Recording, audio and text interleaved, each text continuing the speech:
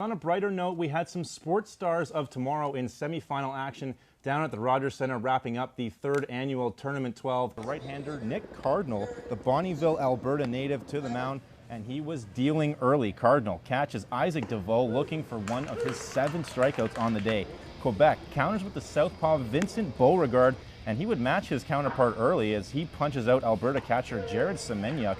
Beauregard also finishes with 7 Ks on the day. Let's move to the bottom of the 3rd inning and look who it is. Blue Jays Hall of Famer Roberto Alomar in attendance.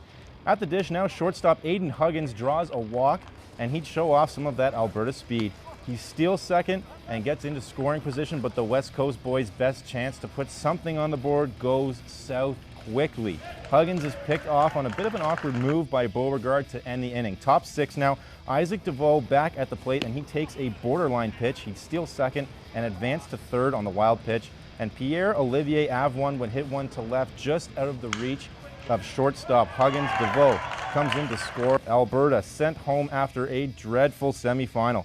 They leave 10 in scoring position on the day, and that will certainly be a long flight home for the boys in red. Looking at the scoreboard, Cardinal picks up the loss for Alberta. He goes 5 2/3, giving up 5 hits, 2 runs, 2 earned runs, striking out 7.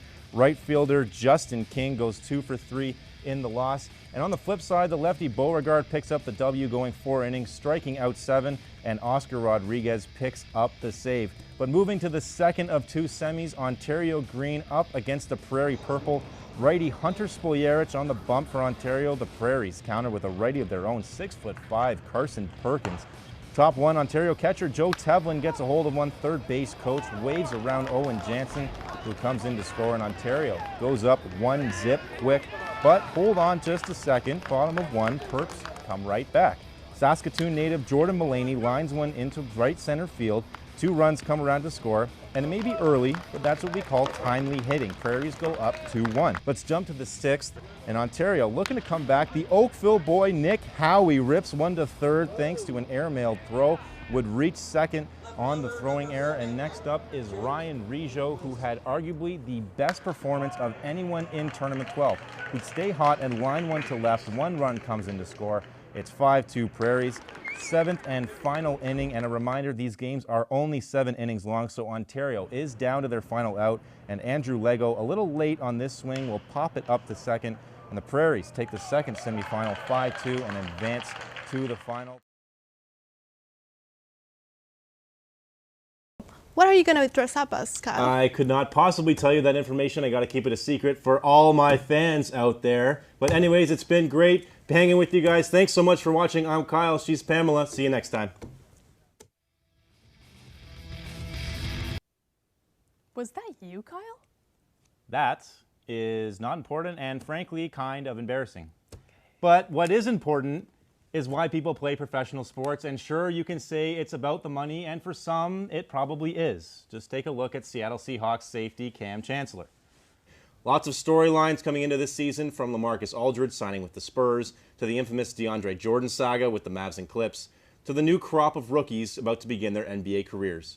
With everything you need to know to get set for the 2015 season, here's the latest edition of Full Time Out. But for others, they want to be great. For Toronto, it's been a while since we've seen competitive baseball this late in the year. The last time was, of course, in '92 and '93. Players like Carter, Steeb, and Alomar were the hometown heroes. Roberto Alomar goes down as arguably the greatest Blue Jay to ever suit up. And while most recognize him for his great double plays or his clutch hitting, his love for the game of baseball and developing kids is something to marvel at. I had the chance to catch up with Alomar at his Tournament 12 and talk to him about this tournament and his continued success in Canadian baseball. Welcome inside the Sportsnet studios, everyone. I am Kyle, along with my lovely co-host, Miss Pamela Kiss. And Pamela, the city of Toronto was absolutely electric last week following their beloved Blue Jays. Unfortunately, it just wasn't meant to be, falling to the Royals, but definitely a year to remember. Moving on to the Eastern Conference, we'll address that first. You know the Cleveland Cavaliers are going to be the top dog in that conference. You look at a team like Chicago, Atlanta, and Toronto. Those are going to be sort of the top 4. Which team do you see maybe sneaking in the back door? Not a lot of people talking about them. They'll be a bit of a dark horse. And of course, Masai Ujiri sitting in that front office after the sweep. He addressed some serious issues on the team, one of those being defense. He goes out, he gets a veteran presence like Damari Carroll, like Luis Scola, also adding some young talent in Anthony Bennett and Corey Joseph. Which of these new names do you see making the biggest improvement on the Raptors team?